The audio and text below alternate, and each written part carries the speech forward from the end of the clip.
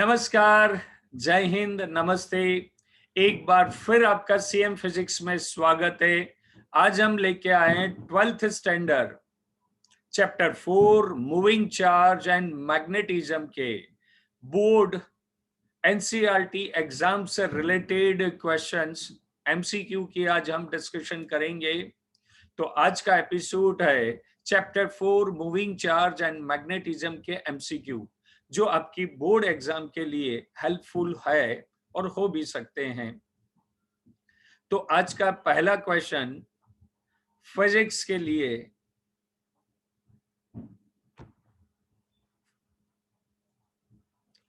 First question from the physics. थोड़ा सा tool bar set कर लिया जाए। हाँ, the effective length of magnet is 31.4 centimetre. देखिए, ध्यान रखिएगा, मैग्नेट की दो लेंथ होती है, एक ज्योमेट्रिकल लेंथ होती है और एक मैग्नेटिक लेंथ भी कही जा सकती है, जिसको इफेक्टिव लेंथ भी कहते हैं। 5/4 का रेशियो होता है, पर हालांकि उस नॉलेज की यहाँ पर अभी जरूरत नहीं है। हमारे पास एक मैग्नेट है, हम सिंपल सा एक वायर टाइप का मैग्नेट बनाएंगे जिसकी लेंथ आपको दी है 31.4 सेंटीमीटर दी है, 31.4 centimetre. And its pole strength आपको दी गई है 0.8 ampere metre. The magnetic movement if it is bent in the form of semiconductor, यदि मैग्नेट जो स्ट्रेट था उसको आप फोल्ड कर सेमी सर्कुलर बना देते हैं तो मैग्नेटिक इस टाइप सा दे देगा। मतलब यहां पर यदि आप इसको फोल्ड करते हैं तो उसकी पोल स्ट्रेंथ में कोई चेंज नहीं आएगा, चेंज उसकी इफेक्टिव लेंथ में आएगा, एल डैश में।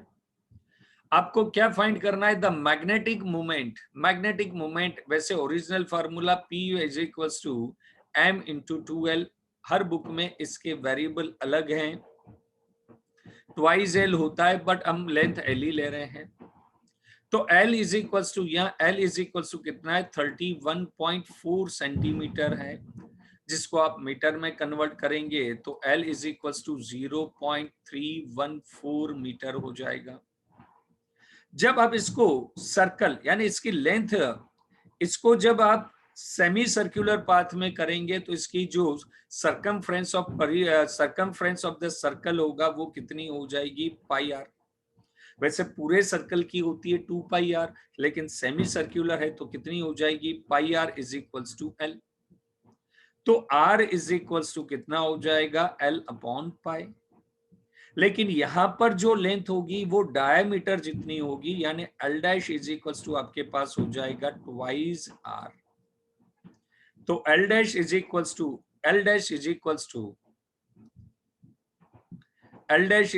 To R twice L by pi, it's their length. अब मैग्नेटिक मोमेंट आप निकाले, P dash is equals to m into L dash. तो P dash is equals to m आपको दिया है 0.8 इंटू ट्वाइस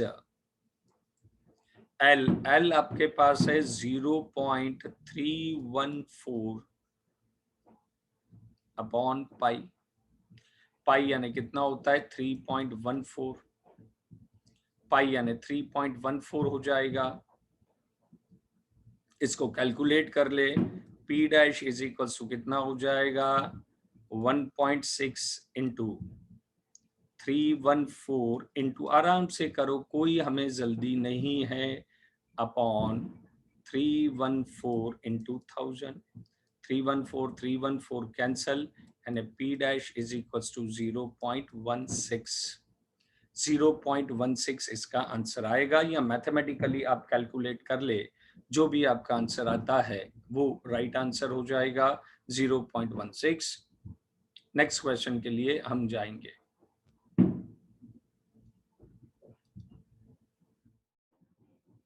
सिंपल सा question number 2, MCQ 2। A galvanometer of a resistance 50 ohm, एक galvanometer जिसका रेजिस्टेंस 50 ओम है, connected to a battery of 8 volt. 8 volt की battery के साथ इसे कनेक्टेड किया गया है। इसे 8 वोल्ट की बैटरी के साथ कनेक्टेड किया गया है। 8 volt along with the resistance of 3950 in series. अब फुल स्केल डायग्राम बनाते जाए और एक्सप्लेन करता जाए। ये गैल्वेनोमीटर जिसका रेजिस्टेंस आपको दिया है 50 ओम, जिसको हम पहचानेंगे आरजी से, रेजिस्टेंस ऑफ गैल्वेनोमीटर। इसके साथ सीरीज में एक और रेजिस्टेंस जोड़ा गया है 3950 ओम, और एक बैटरी लगा दी गई है जिसका ईएमएफ आपको दिया गया है 8 वोल्ट। ये हमारी अरेंजमेंट है। जब इसमें से करंट फ्लो होता है तो गैल्वेनोमीटर का डिफ्लेक्शन, जो गैल्वेनोमीटर का डिफ्लेक्शन है वो फुल स्केल, मतलब 0 से लेकर 30 तक फुल स्केल डिफ्लेक्शन होता है। मतलब इसमें से जो करंट फ्लो हो रहा है वो फुल स्केल डिफ्लेक्शन के लिए सफिशिएंट है। कितने डिवीजन तक जाता है? 30 डिवीजन तक जाता है। मतलब हम मान सकते हैं कि हमारे गैल्वेनोमीटर में 0 से लेकर इस टाइप के सारे मार्कर बने हुए हैं, और लास्ट मार्कर कितने का है? 30। तो गैल्वेनोमीटर का फुल स्केल डिफ्लेक्शन होता है जब ये अरेंजमेंट से करंट फ्लो होता है। आगे क्वेश्चंस पढ़ें। is obtained in the galvanometer in order to reduce the deflection of 15 division। मतलब 30 डिवीजन से उसका डिफ्लेक्शन 50 तक आपको सेट करना है, मतलब रिड्यूस करना है। If the resistance in the series should be, यानी यहां पर रेजिस्टेंस में कितना डाल दूं ताकि इतने किस्से कहानी आपके होवे, बाकी सारी चीज वही की वही रहेगी। तो सबसे पहले यहां से करंट थ्रू द सर्किट हम करें तो एप्सिलॉन अपॉन क्या आ जाएगा? Resistance of galvanometer plus resistance of the circuit. Epsilon है आपके पास 8 वोल्ट, ये हो जाएगा 50 प्लस 3950, मतलब I इज इक्वल्स टू कितना हो जाएगा? 8 अपॉन 4000। 3950 अपॉन 4, 8000, यानी ये कितना हो जाएगा? 1/500। 4 2 जा और ये कैंसिल हो जाएगा 1/500। इसको अभी यही रहने दे। अब हमें क्या करना है? हमें एक इस टाइप का रेजिस्टेंस पहले देखें कि देखिए 30 डिवीजन के लिए आपको करंट कितना चाहिए? Necessary current in a circuit 1/500 ampere. जब करंट 1/500 एम्पियर है तो 30 डिवीजन आता है, तो एक डिवीजन के लिए कितना जाएगा? 1/30 इंटू 500।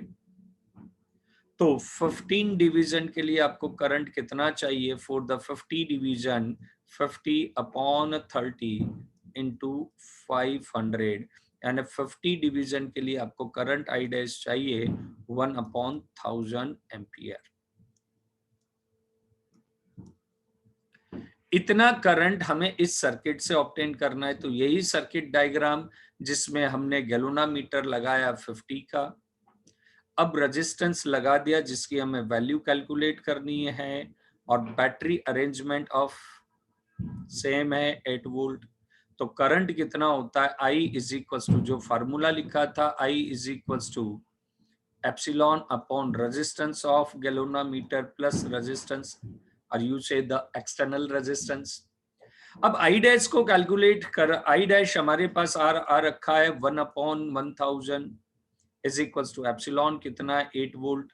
RG आपका कितना है? RG तो 50 है, रेजिस्टेंस ऑफ गैल्वेनोमीटर 50 है, R कितना है वही तो हमें कैलकुलेट करना है। तो 50R, 50 प्लस R, ये I नहीं है, 50 plus R is equals to 8000। तो R is equals to 8000 minus 50, यानी आ जाएगा 7950। यानी इसको रिप्लेस कर आप ये वाला रेजिस्टेंस लगा देंगे तो जो 30, जो डिफ्लेक्शन 30 तक आ रहा था वो इसी अरेंजमेंट में डिफ्लेक्शन कहां तक आएगा? 15 तक, 15 डिवीजन तक आएगा। अच्छा सा question, calculative question. Next MCQ की तरफ जाएंगे।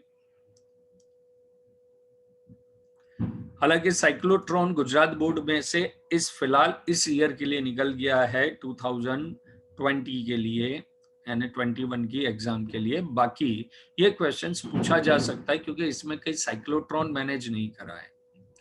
An alpha particle of mass m moves on a circular path of radius r. एक अल्फा पार्टिकल जिसका मास m है सर्कुलर पाथ में मोशन कर रहा है जिसका रेडियस r है in a plane inside normal to uniform magnetic field. Obviously magnetic field के यूनिफॉर्म ही जाएगा तो ही उसका पाथ यूनिफॉर्म मैग्नेटिक फील्ड के नॉर्मल जाएगा तभी उसका पाथ सर्कुलर होगा. नॉर्मल नहीं होगा तो उसका पाथ कैसा होगा, हेलिकल टाइप का पाथ होगा. तो अभी 90 से प्रोजेक्टेड करा, ये सर्कुलर पाथ में रोटेट हो रहा है. यूनिफॉर्म मैग्नेटिक फील्ड आपको बी दी है. The time taken by this particle to complete one revolution. सबसे पहले तो आप देखिए कि अल्फा पार्टिकल है, दिया है ए अल्फा पार्टिकल. तो अल्फा पार्टिकल जो होता है उसका मास होता है, उसका चार्ज जो होता है Q इज इक्वल टू होता है ट्वाइस ऑफ इलेक्ट्रॉन. और यहाँ पर मास ही दिया हुआ है, यानी अल्फा पार्टिकल का मास उन्होंने दिया हुआ है m. तो रेडियस का फार्मूला होता है mv upon qb. Circular path थोड़ा सा हम स्लो में चल रहे हैं, डायरेक्ट फार्मूला लगा देंगे तो उसी समय आंसर आ जाएगा. फ्रीक्वेंसी का फार्मूला होता है qb अपॉन 2πm. यदि हमें क्या निकालना है, टाइम निकालना है, तो फ्रीक्वेंसी का रेसिप्रोकल करेंगे तो टाइम कितना आ जाएगा 2πm अपॉन qp.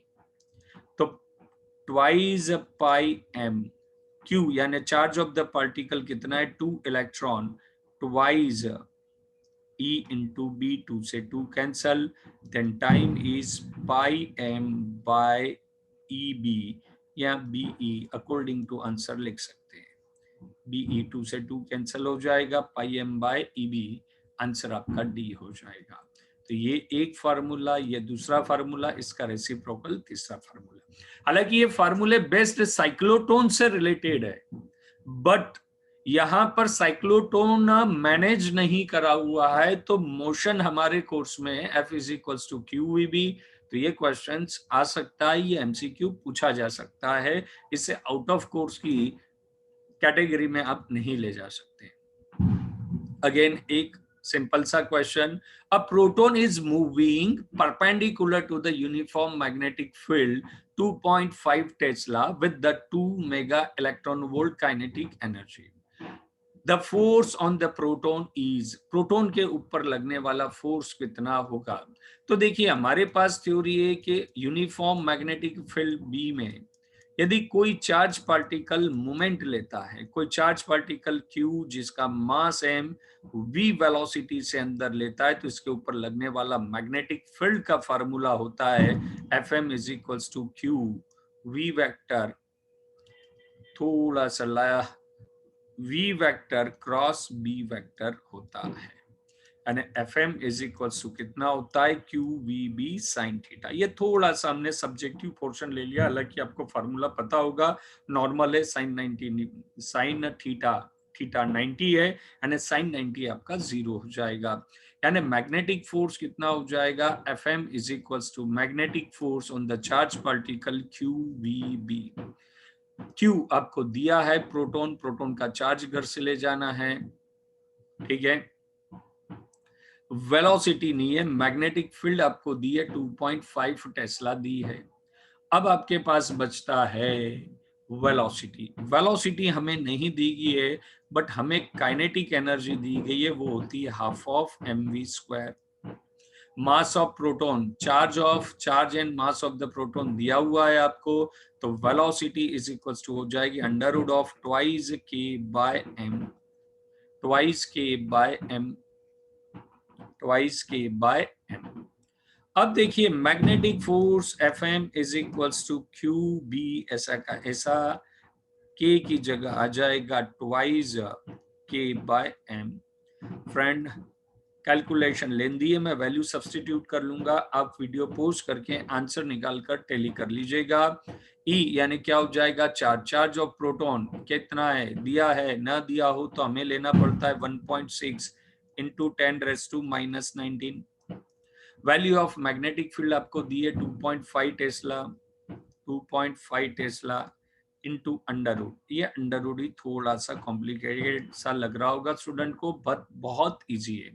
के यानी kinetic energy 2 mega electron volt, 2 को मेगा को कन्वर्ट करेंगे 10⁶, इलेक्ट्रॉन वोल्ट को जूल में कन्वर्ट करेंगे 1.6 into 10⁻⁻19 upon mass of proton आपको दिया हुआ है 1.6 इंटू 10⁻⁻27।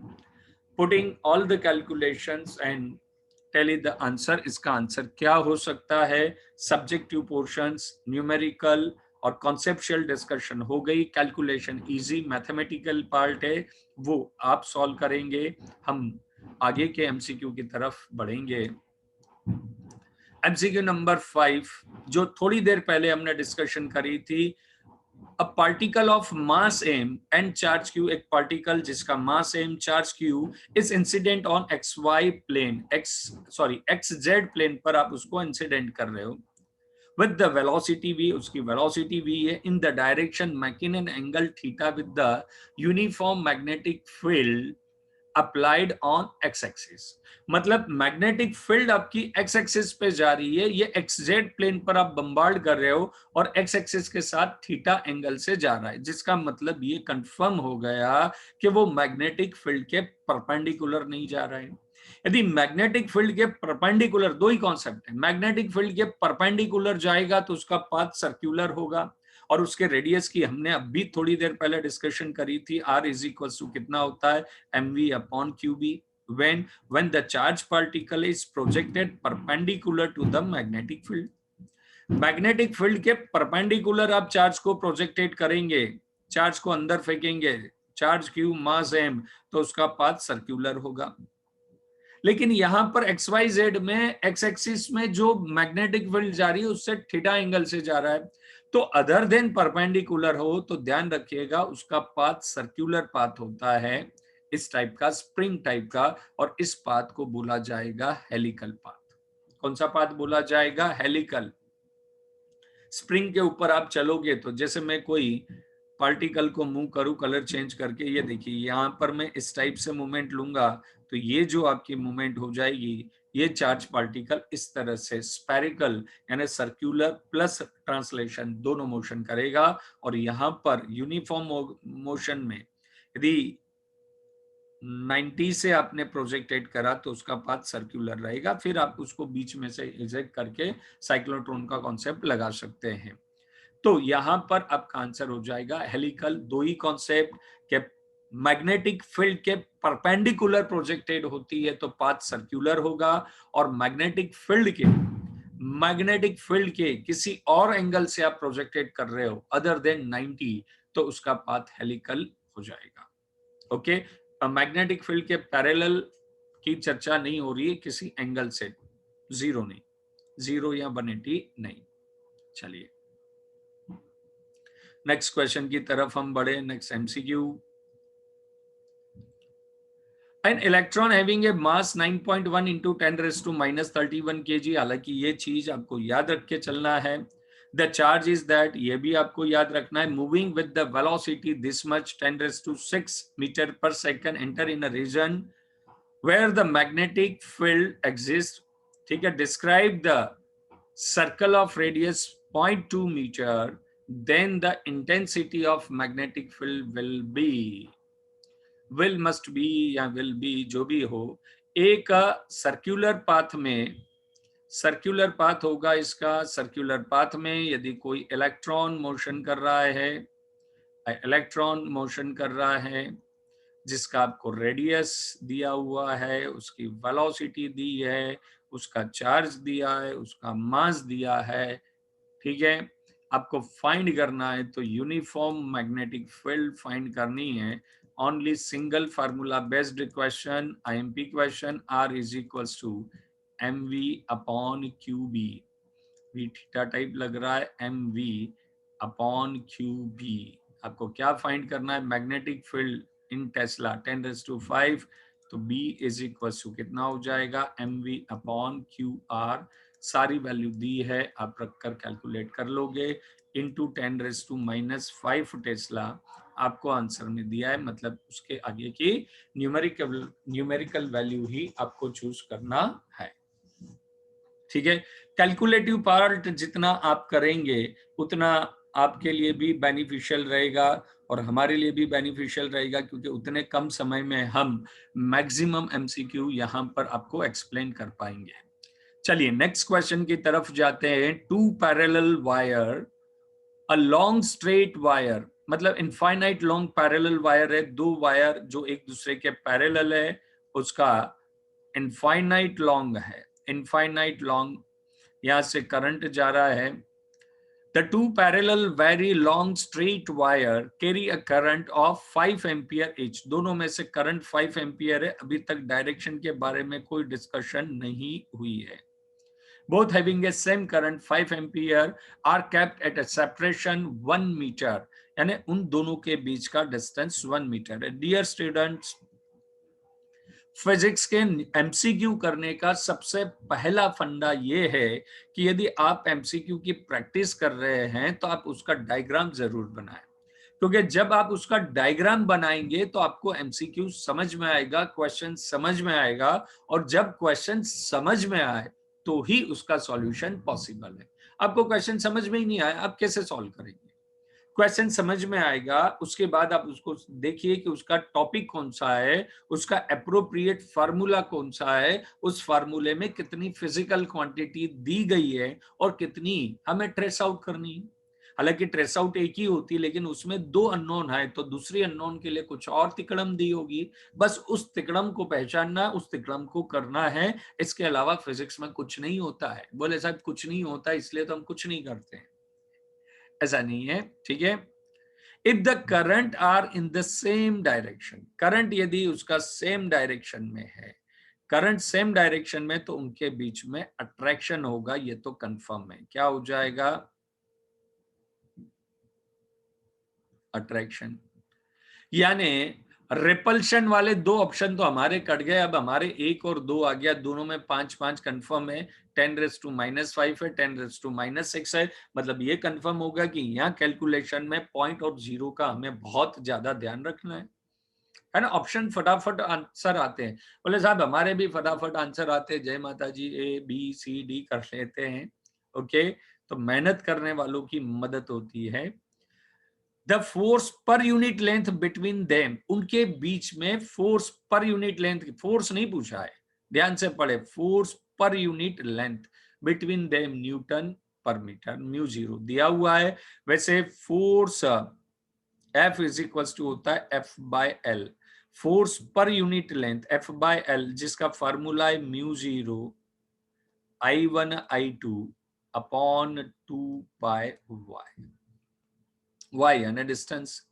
म्यू जीरो आपका हो जाएगा 4π इंटू 10⁻⁻7, I1 है आपका 5, I2 भी है आपका 5 अपॉन 2π, y आपका है 1 मीटर, 1 मीटर। अब इसको सॉल्व कर लीजिए तो कितना हो जाएगा, पाई हमें कैलकुलेट करना पड़ेगा, कितना हो जाएगा 2 इंटू 10⁻⁻7 इंटू 25,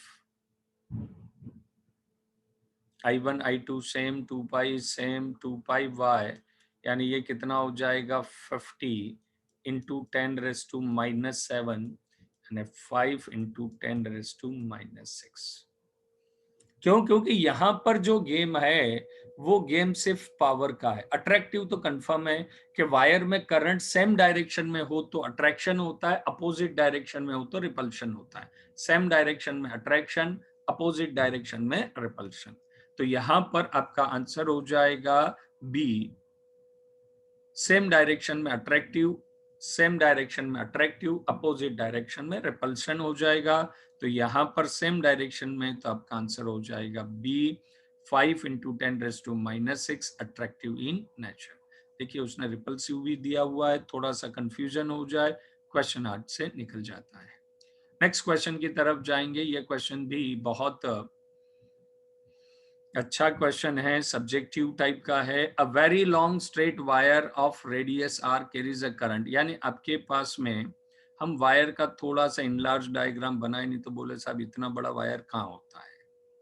इसका रेडियस कितना दिया है r, इसमें से करंट कितना जा रहा है I. The intensity of magnetic field at a point lying at a distance perpendicular A from the axis is directly proportional to A less than R. यानी इसके अंदर आपको A, ये वाला जो डिस्टेंस है, ये वाला डिस्टेंस A है, मतलब A इनसाइड R, मतलब पॉइंट क्या हो जाएगा, इनसाइड वायर. इनसाइड वायर होता है तो B directly proportional to A होता है डिस्टेंस. और यदि पॉइंट बाहर पर है, A ग्रेटर देन R हो, यानी जिसको आप क्या बोलते हो, outside the wire, then B directly proportional to 1/A. तो अभी हमारे पास आंसर क्या आ जाएगा, if A less than R है, तो डायरेक्टली प्रोपोर्शनल टू A हो जाएगा. और बाहर और सरफेस पे भी यही होता है. ठीक है, इलेक्ट्रिक फील्ड जैसा ही ये क्वेश्चन है, हमने हमारे जो प्रीवियस लेक्चर के चैप्टर 2 के MCQ है उसमें इस चीज को डिस्कशन की हुई है. चलिए नेक्स्ट क्वेश्चन की तरफ जाएंगे. There are 50 टर्न पर सेंटीमीटर इन अ वेरी लॉन्ग सोलेनॉइड. अब एक सोलेनॉइड है जिसमें नंबर ऑफ टर्न से रिलेटेड क्वांटिटी दी है. नंबर ऑफ टर्न यानी स्मॉल एन पर यूनिट पर लेंथ सेंटीमीटर, यानी स्मॉल एन कितना दिया है, 50/1 सेंटीमीटर. ये ना चले तो 50/1/100 आराम से कर रहे हैं ताकि आपको पता लगे इस टाइप को कि 50 टर्न पर सेंटीमीटर को कैसे कन्वर्ट किया जाता है. तो ये कितना हो जाएगा, 5000 turn per metre. The current is 2.5 ampere. इसमें से अपने करंट जो है सोलेनॉइड में से 5 पास आउट करा, 2.5 एम्पियर.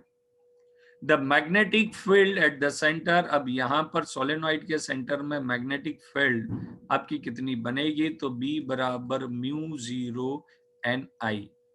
तो B बराबर 4 पाई. ऑप्शन देखिए, पाई को कैलकुलेट नहीं करना है, -10⁷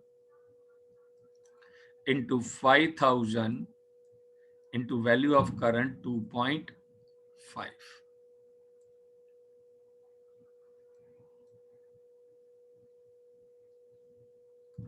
(25 4 जा 100 into 500 pi into 10⁻⁻7. तो हो जाएगा 5 pi into 10⁻⁻5. 5 pi into 10⁻⁻1 minute. 25 4 जा 100, ये 500 into 20 और हो जाएंगे, यानी कितना माइनस हो जाएगा, into 100, यानी हो जाएगा 5 pi into 10⁻⁻3. ऑप्शन आपका ये हो जाएगा. ये 500, 25 4 जा 500 और 00 यहाँ पर 100 और लिख ले. कैलकुलेशंस आप करते रहिए क्योंकि दिमाग में लिखने से ज्यादा solution. 5 pi into 10⁻⁻3 Tesla. Next question की तरफ जाएंगे.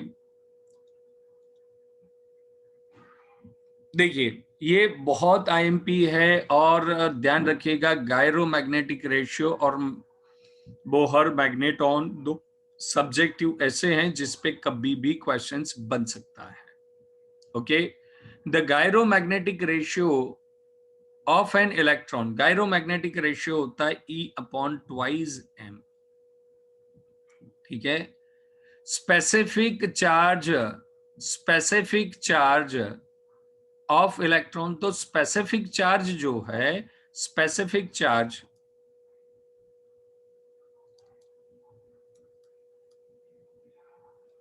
वो होता है E/m.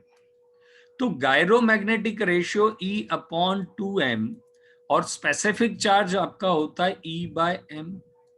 तो E बाई एम को मैं किससे इंटू करूंगा, 1/2 से इंटू करूंगा, तो दोनों सेम हो जाएंगे। तो यहां पर मुझे क्या रखना पड़ेगा, 1/2।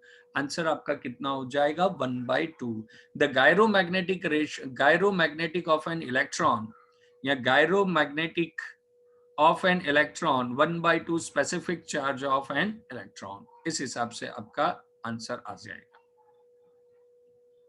नेक्स्ट क्वेश्चन की बहुत छोटा सब्जेक्टिव पढ़ा हुआ है, तो ये एग्जाम कुछ क्वेश्चन ऐसे होते हैं कि घर से पढ़ के गए तो ही सॉल्व होते हैं। स्टैंडर्ड जैसे इस टाइप के न्यूमेरिकल आराम से आप थोड़ा सा थॉट लगाए, थोड़ा सा माइंड लगाए, आराम से हो जाता है। A straight wire of mass 200 gram, length 1.5 metre, carries a current 2 ampere to suspended in air by a uniform magnetic field. यानी आपका वायर जो है वो हॉरिजॉन्टल पड़ा हुआ है और एयर में लटक रहा है, जिसका मास कितना है, m इज इक्वल टू आपके पास हो जाएगा 200 ग्राम, यानी कितना हो जाएगा 0.2 kg। इसकी लेंथ जो दी गई है आपको दी गई है 1.5 मीटर, ओके। और करंट इसमें से जा रहा है I is equal to 2 ampere. इसमें से करंट जो पास हो रहा है, इसमें से जो करंट पास हो रहा है वो पास हो रहा है 2 एम्पियर। हवा में सस्पेंडेड है, तो आपको मालूम है कि कुछ भी हो इसका वेट कहाँ लग रहा होगा, सेंटर ऑफ मास से हम कैलकुलेट करें, नीचे लग रहा होगा। कौन सा लग रहा होगा, Fg is equal to mg। हमने मैग्नेटिक फील्ड लगाई और मैग्नेटिक फील्ड के कारण ऑब्वियसली एक फोर्स उसको बैलेंस करने वाला ऊपर लग रहा हो। Magnetic force is equal to current carrying conductor पे फोर्स लगता है BIL बिल। कितना लगता है, BIL बिल। The find the require magnetic field, आपको इसमें B फाइंड करना है। तो ऑब्वियसली ये दोनों इक्वल होंगे तो ही ये mg उसको नीचे खींचेगा, BIL बिल ऊपर ले जाएगा। जहां दोनों बैलेंस हो जाएंगे वहां एयर में वो क्या करेगा, बैलेंस करेगा। तो mg इज इक्वल टू कितना हो जाएगा आपका, BIL बिल हो जाएगा। mg is equal to BIL बिल इज इक्वल टू mg। तो आपके पास में आपको क्या फाइंड करना है, B। तो B का फॉर्मूला बन जाएगा B is equal to mg upon IL। यानी बी एम आपका है 0.2, जी आपका है कितना है 9.8, या इजी कैलकुलेशन के लिए 10 ले ले, अपॉन करंट आपका कितना है 2, और ये कितना है 1.5। यानी ये देखिए 2 से 2 कैंसल, बी इज इक्वल्स टू 1/3/2। इसको सॉल्व कर ले तो b इज इक्वल्स टू 0.6 के आसपास इसका आंसर आएगा, और 0.6 के पास आंसर एक ही है, यानी इसका आंसर क्या हो जाएगा, सी हो जाएगा। नेक्स्ट क्वेश्चन की तरफ हम आगे बढ़ते हैं। देखिए दो क्वेश्चंस, दोनों को याद जरूर से करके जाइएगा, क्योंकि ये वो क्वेश्चन है कि करके गए तो ही एग्जाम हॉल में आएंगे। The unit of Bohr magneton is ampere metre square. Bohr magneton ampere metre square, J is equal to I/A भी याद रख सकते हो कि Bohr magneton and current density, इसका भी यूनिट क्या होता है, एम्पियर मीटर रेज़ टू -2 होता है, और इसका एम्पियर मीटर स्क्वायर। मतलब याद रखने की अपनी टेक्निक है। Bohr magneton, the current sensitivity of galvanometer, NEET 2019 में इससे रिलेटेड क्वेश्चंस आया था। Current sensitivity of galvanometer is inversely proportional to. अब करंट सेंसिटिविटी ऑफ गैल्वेनोमीटर में थोड़ा सा चले, K is equals to B ना, तो 5/I जो होता है डिफ्लेक्शन पर यूनिट करंट, उसको बोला जाता है करंट सेंसिटिविटी, जिसका फार्मूला बन जाएगा BAN/K। यानी current sensitivity is directly proportional to 1/K। Directly बोलो तो 1/K, और इनवर्सली बोला जाए तो K। तो देखिए current sensitivity of galvanometer inversely proportional to K को क्या बोलेंगे, टॉर्सिनोल कांस्टेंट। तो I is directly proportional to 1/K। Next question के लिए जाएंगे।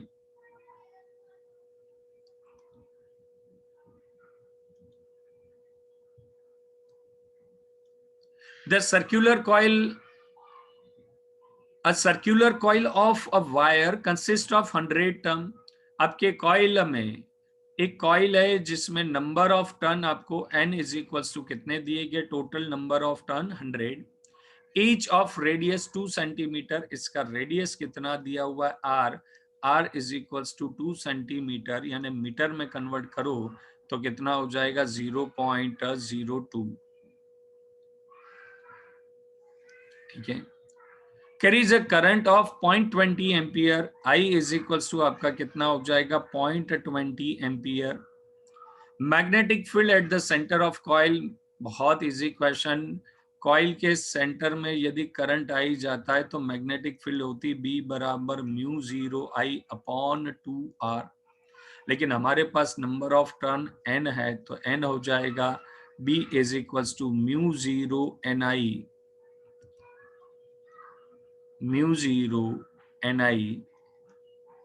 Upon 2R।